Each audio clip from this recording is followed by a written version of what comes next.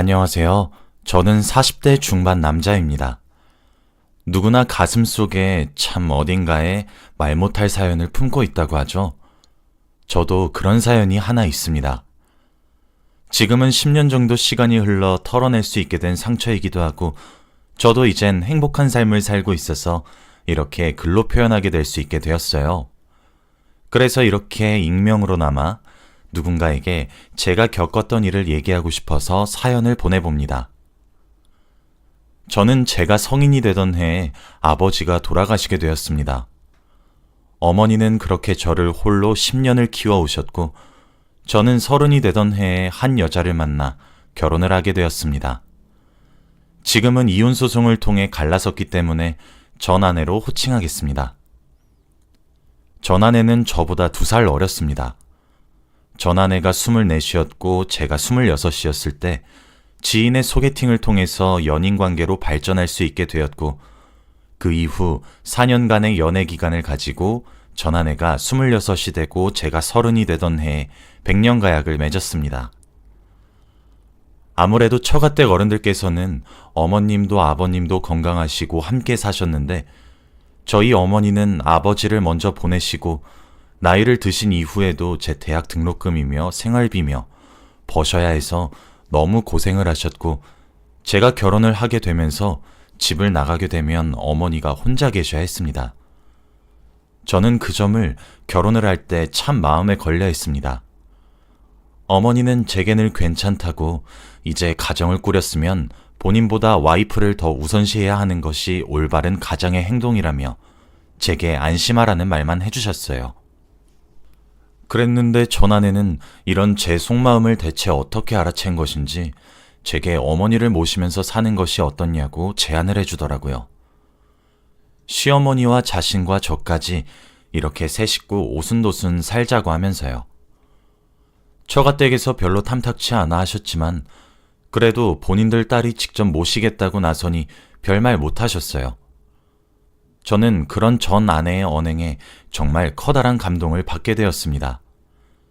내가 전생에 무슨 큰일을 해서 이런 여자를 만나게 되었던 것인지 하면서 정말 눈물이 나더라고요. 그때 전 아내가 그러더라고요. 내가 당신을 몇 년이나 지켜봤는데 자기 마음 하나 모르겠어. 나 착하지? 당신은 정말 최고의 여자야. 나 정말 당신이랑 장모님 그리고 장인어른께 정말 잘할게. 정말 고마워. 처음에 저희 어머니는 그런 제안이 부담스럽다고 수차례 거절하셨고, 자신이 신혼을 방해하는 것 같아 죄스럽다고 완강히 거부하셨지만, 아들인 제가 우는 소리를 내고 며느리였던 전 아내가 매달리니 끝내 알겠다고 하셨어요.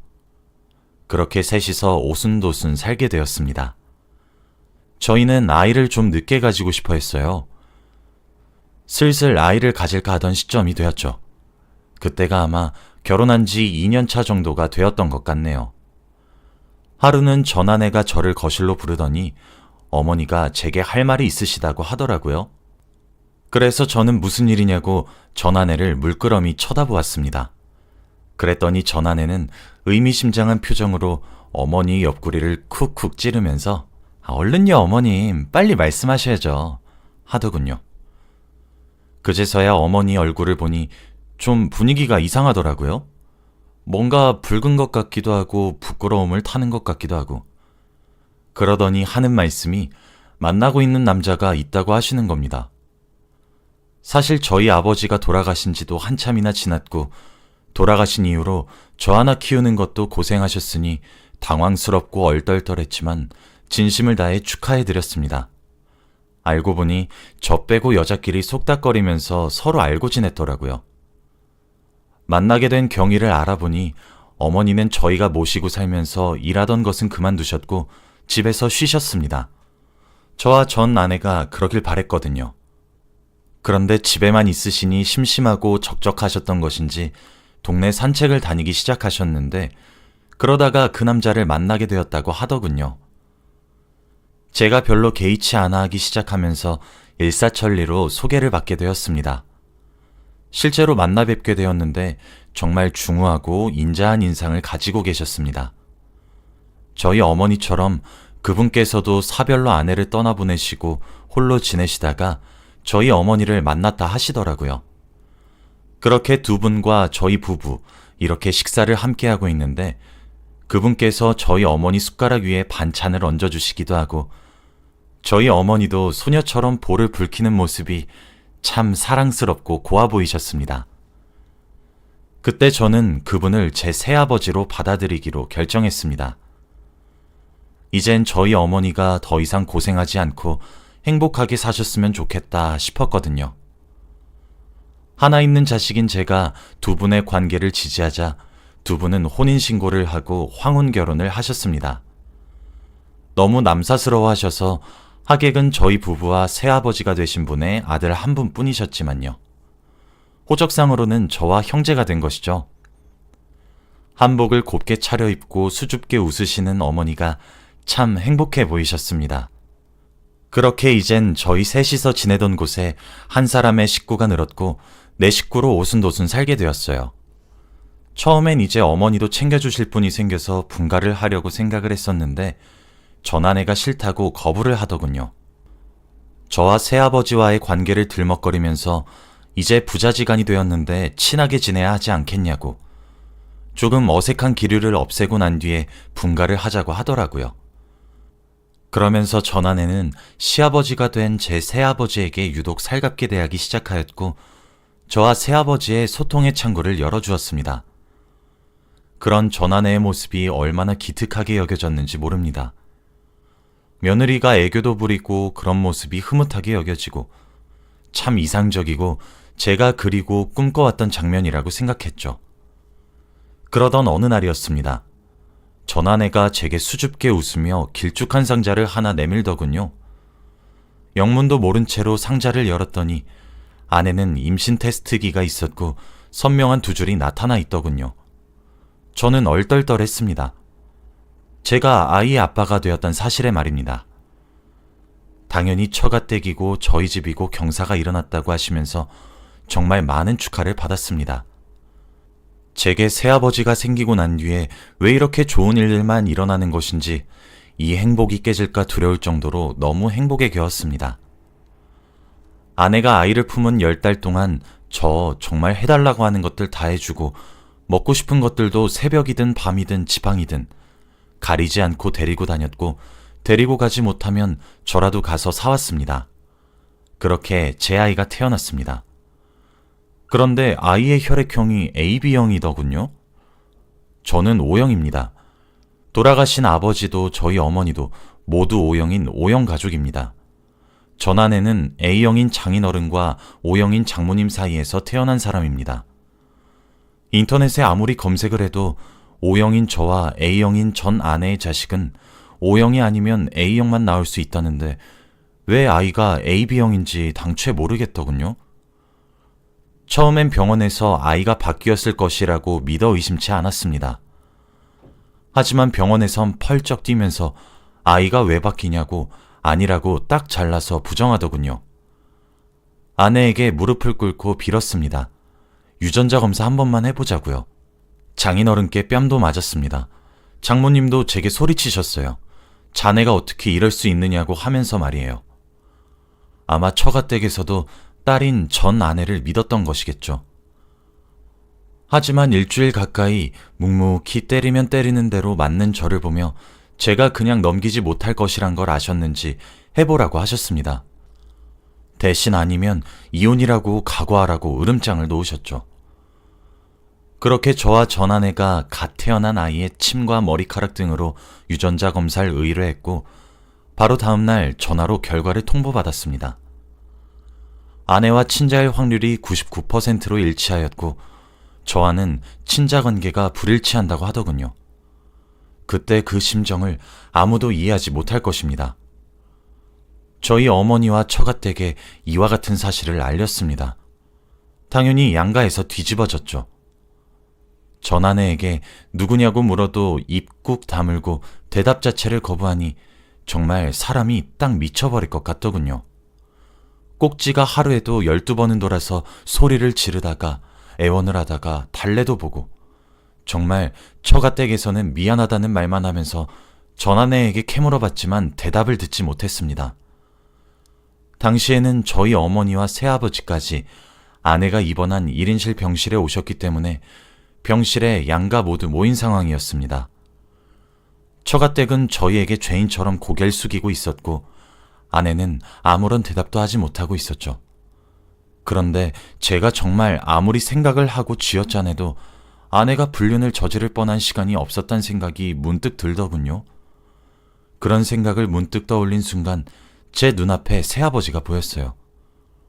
곰곰이 생각해보니 새아버지의 혈액형이 B형이란 사실이 떠오르더군요. 설마 했습니다. 제가 미친놈이라서 더러운 상상을 했을 거라고 여겼습니다. 아닐 거라 믿어 의심치 않았지만 한번 떠올린 생각은 쉽사리 사라지지 않았고 결국 입을 열게 되더군요. 여보, 아니지. 정말 아니지. 당신이 낳은 애, 그 아이 친아버지, 내 새아버지 아니지? 응? 아니지? 제가 내뱉은 한마디에 아내는 흠칫하며 경악에 찬 얼굴로 절 쳐다보았습니다. 전 아내의 몸짓은 그 어떤 대답보다 더욱 명명백백한 대답이 되었습니다. 병실은 하나둘 경악에 찬 얼굴로 전 아내와 새아버지의 얼굴을 번갈아 보기 시작했고 저는 아내에게 천천히 다가가 눈을 맞추며 물었습니다. 아니지? 아니라고 말해 제발. 아니라고 말하라고 당장! 그러나 돌아오는 대답은 미안해 여보 였습니다. 허탈했고 허무했고 슬펐고 화가 났어요. 1년의 대화에 장인어른은 전 아내의 뺨을 치며 미쳤냐고 고성을 지르셨고 장모님은 바닥에 털썩 주저앉으셨죠. 그제서야 순간적으로 저희 어머니가 이 자리에 있다는 생각이 들고 어머니를 쳐다보았더니 하얗게 질린 얼굴로 떨리는 눈으로 절 쳐다보시다가 결국 혼절하셨습니다. 새아버지는 장인어른보다도 5살이나 더 나이가 많으십니다. 장인어른도 그 사실을 알고 계시죠. 차마 그 상황을 마주할 자신은 없으셨는지 혼절한 어머니를 둔 채로 도망치듯 병실을 나가더군요. 그 이후 저는 어머니를 들쳐업고 응급실로 향했고 절망에 빠졌습니다. 하지만 그 이후는 쉬웠습니다. 어머니도 저도 이혼을 준비해야 했으니까요. 어머니는 눈물로 밤을 지새우셨고 저는 술없이 버틸 수 없었던 수많은 나날들이었습니다. 처가댁에서는 제발 딸아이의 실수를 만회하게 해달라고 아이는 눈앞에 나타나지 않게 자신들이 키울 테니 제발 이혼하지 말아달라고 애걸하셨습니다. 저는 말했어요. 장인어른, 그리고 장모님, 아내가 평범한 불륜을 저질렀다면, 그랬다면 어쩌면 저는 아내를 용서했을지도 모릅니다. 그런데 제가 용서하면 저희 어머니는 뭐가 됩니까? 며느리가 상간녀인 저희 어머니 입장은 왜 생각지도 않으시고 이렇게 이기적으로 구십니까? 그래도 그간의 정을 봐서 소송은 하지 않겠습니다. 깔끔하게 협의 이혼을 하도록 할게요. 하긴 제 말에 그 무슨 반박을 하실 수가 있으셨겠어요. 그렇게 아내와는 협의 이혼을 하게 되었고 소송을 하지 않는 대신 맨몸으로 처가댁으로 돌려보냈습니다. 어머니가 받으셨을 상처를 생각하면 가슴이 천갈래 만갈래로 찢어집니다. 당장 찢어 죽이고 싶다가도 제가 사랑했던 시간을 생각하면 참 그것도 못하겠더군요. 그렇게 저는 관계를 정리했습니다. 새아버지는 그 이후 도망치듯 저희를 떠나셨기에 어머니는 이혼소송을 진행하셔야 했습니다. 전아내와 새아버지가 나눈 역겨운 대화들과 불륜의 증거인 아이까지. 어머니는 소송을 준비하는 내내 스트레스와 충격을 너무 많이 받으셨는지 혼절을 수차례나 하시게 되었고 결국 실어증까지 걸리시게 되었습니다. 새아버지는 소송까지 가게 되니 더 이상 피할 수 없다고 느끼셨던 것인지 저희와 합의를 하기를 요청하셨어요. 망가진 저희 어머니의 모습이 새아버지에게 죄책감을 불러일으킨 것인지 아닌진 모르겠지만 재판에서 요구할 금액의 3배 정도 되는 위자료를 주고 어머니께 정말 미안하고 또 미안하다며 협의하셨습니다. 전 어머니가 울면서 난리를 치시는 것은 아닐까, 또 쓰러지는 것은 아닐까 걱정했는데 어머니는 의연하게 그러는 새아버지였던 그분을 쳐다보며 아무런 말씀도 하지 않으시고 협의 이혼을 하셨어요. 그렇게 저와 어머니는 씻을 수 없는 상처를 가지게 되었습니다. 전 그 이후 여자는 만나지 못할 것이라고, 믿지 못할 것이라고 믿어 의심치 않았습니다.